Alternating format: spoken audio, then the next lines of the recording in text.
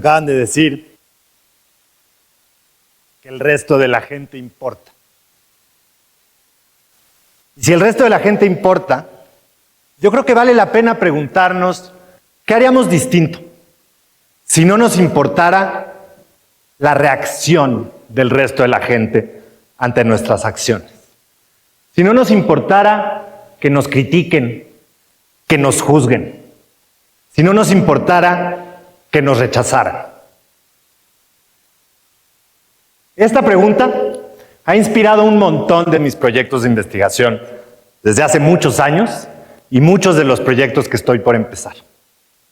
Pero un conjunto de mis proyectos recientes tratan sobre un tema que está profundamente relacionado, íntimamente relacionado con esta pregunta en general y que también es un tema increíblemente personal. Es la decisión que tomamos las personas LGBTQ+ de salir del closet. Porque salir del closet no es un día despertar, darte cuenta quién eres y decírselo al mundo. Las personas LGBTQ+ salimos del closet muchas veces, con nuestras amistades, con nuestra familia, con la gente de nuestra oficina. Y no es nada más función de tener conciencia de quiénes somos. También es función cada una de estas decisiones, cada momento en el que decidimos compartir quiénes somos con el resto, es función de la reacción que esperamos. En mi investigación reciente, con Adrián Rublin, aprovechamos datos de una encuesta que levantó el INEGI hace un par de años que se llama la Encuesta Nacional de Diversidad Sexual y de Género, básicamente para documentar con números que lo que les estoy diciendo es cierto. Y déjenme enseñarles 3 grafiquitas nada más en ese sentido. La primera, que son más o menos buenas noticias, dice que entre generaciones como la de ustedes, generaciones en donde el rechazo a las personas LGBTQ+ es menor, mucha más gente siente la confianza de decir en voz alta quién es.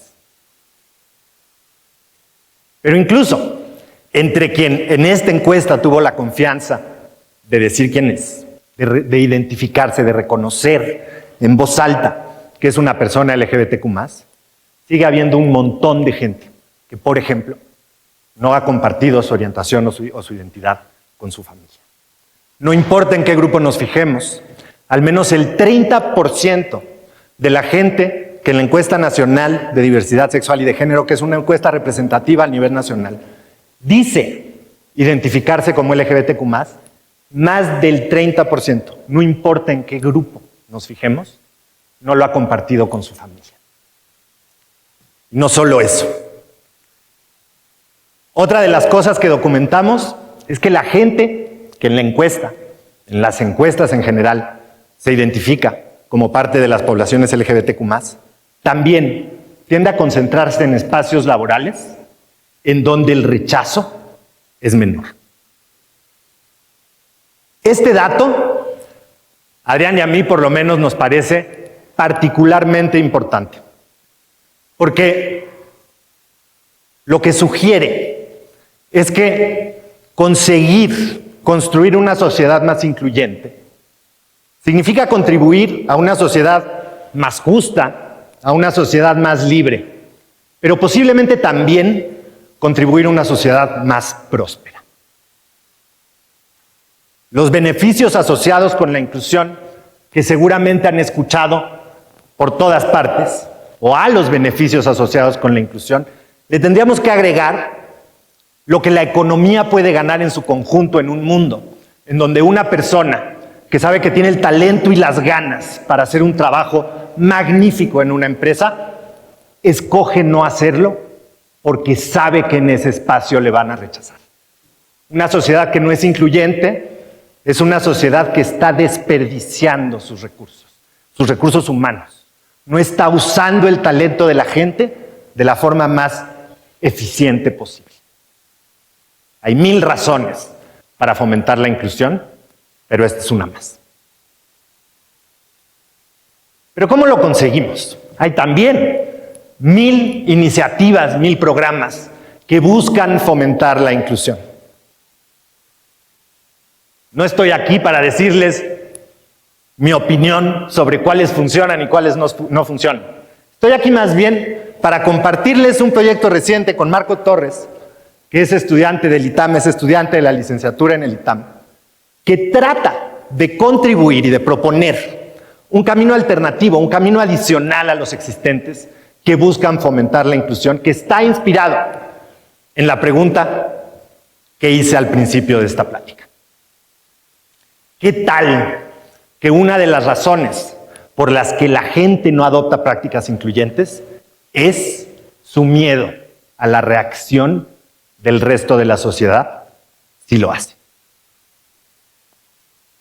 El contexto específico del estudio que hicimos Marco y yo es aquí, es el ITAM.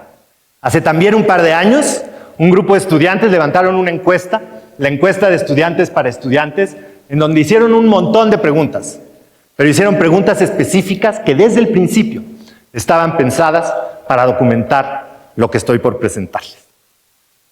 Y el tema específico del estudio de Marco y mío es el uso del lenguaje incluyente. Esta gráfica es una gráfica que creo dice mucho sobre ustedes, sobre el ITAM, sobre el lenguaje incluyente, que es la aplicación específica del estudio que estamos haciendo.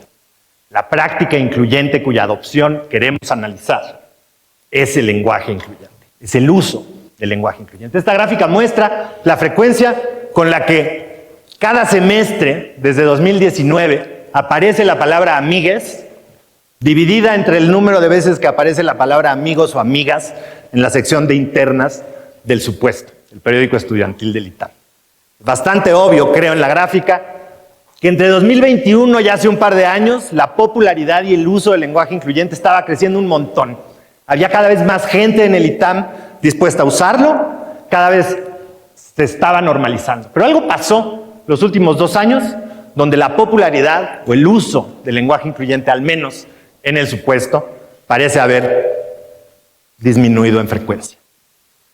Lo que nos preguntamos, Marco y yo, es ¿qué es lo que está detrás de esta resistencia a usar lenguaje incluyente entre la comunidad estudiantil del ITAM? Y relacionando esta pregunta con la pregunta que hice al inicio, la pregunta que nos hacemos para hablar con un poquito más de precisión es si es posible que una de las razones por las que la gente decide no usar lenguaje incluyente es porque tiene miedo a que se les perciba como parte de la población LGBTQ+.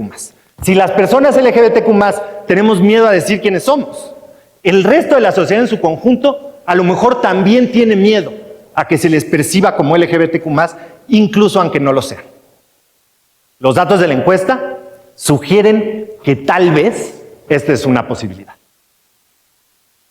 De muchos grupos de la gente que respondió a nuestra encuesta, los hombres heterosexuales son quienes más incómodos se sienten usando lenguaje incluyente. Pero no son nada más los hombres heterosexuales, o no solamente son los hombres heterosexuales en general quienes nos dicen sentirse incómodos con el uso del lenguaje incluyente. Son los hombres que creen que usar lenguaje incluyente está asociado con ser LGBTQ+. Déjenme hablar con un poquito más de precisión otra vez. Antes, en la encuesta, de preguntarle a la gente si le incomodaba o no usar el lenguaje incluyente, les pedimos que estimaran una probabilidad. Les pedimos que nos dijeran, de acuerdo con cómo pensaban, cómo entendían su contexto en el ITAM, qué probabilidad le asignaban a que un hombre del ITAM fuera LGBTQ+, si lo escuchaban usando lenguaje incluyente. Esta gráfica, del lado izquierdo, muestra el nivel de incomodidad de la gente, de los hombres heterosexuales, que nos dijeron que esta probabilidad era superior al 50%. Quienes creen que usar lenguaje incluyente es mandar una señal fuerte sobre tu orientación o tu identidad. Y del lado derecho, quienes nos dijeron que esta probabilidad es baja. Quienes no creen que es una señal tan fuerte. La incomodidad con el uso del lenguaje incluyente está sobre todo entre quienes creen que su uso puede interpretarse como salir del closet. ¿Para qué sirve esto? ¿O cómo lo usamos? Lo que hacemos es usar este hecho combinado con un poquito de técnica Y un hecho que también está increíblemente bien documentado en la literatura de muchísimas disciplinas, y es que la gente es pésima, y me incluyo, para calcular probabilidades condicionales. Porque este número que les estamos pidiendo, la probabilidad de que una persona sea LGBTQ+, dado que usa lenguaje incluyente, es una probabilidad condicional. Es su estimación de una probabilidad condicional. Pero en sus clases de prueba, en sus clases de estadística, algún día, si no se los han enseñado, les van a enseñar una ley, un teorema, que es la ley más importante, creo, en prueba, que se llama la ley de Bayes. No les voy a poner aquí la ley de Bayes porque esta no es una clase, pero sí les voy a decir, o les voy a pedir que me crean, que si les hago estas 3 preguntas, puedo estimar, usando la ley de Bayes, esa probabilidad condicional. Si yo sé, según cada persona aquí en el auditorio, ¿cuál es el porcentaje de hombres del ITAM que según ustedes son LGBTQ+? ¿Cuál es la proporción de hombres LGBTQ+ que usa lenguaje incluyente? ¿Y cuál es la proporción de hombres no LGBTQ+ en el ITAM que usan lenguaje incluyente? Puedo estimar, de acuerdo con sus propias respuestas, la misma probabilidad condicional que les pedí reportarme directamente en la encuesta. Y hacemos esto. Y el resultado, o lo que es fascinante es esto. Primero, es la misma persona respondiéndonos a estas 4 preguntas. Nadie es consistente en sus respuestas. Si usamos las 3 preguntas que les acabo de enseñar para calcular esta probabilidad condicional, nos sale para cada persona que participó en la encuesta un número distinto.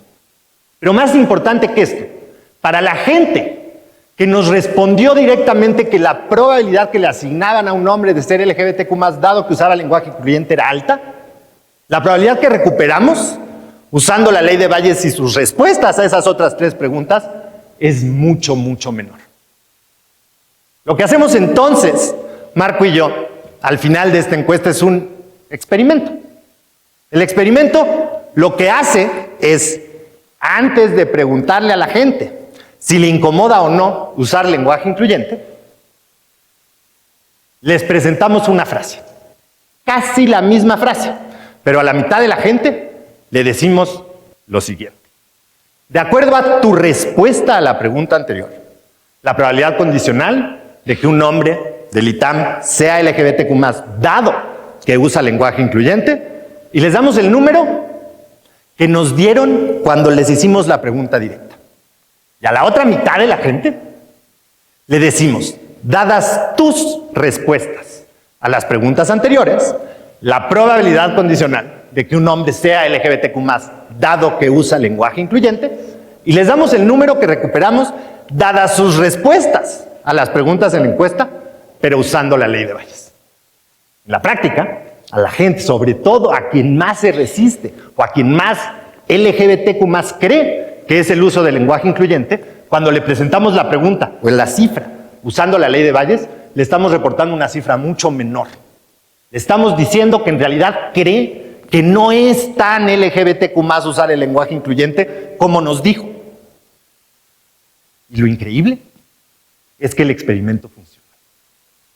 Entre la gente, entre los hombres heterosexuales, a quienes les hicimos la pregunta usando la ley de Bayes, casi 10% menos nos dijo que le incomodaba usar el lenguaje incluyente.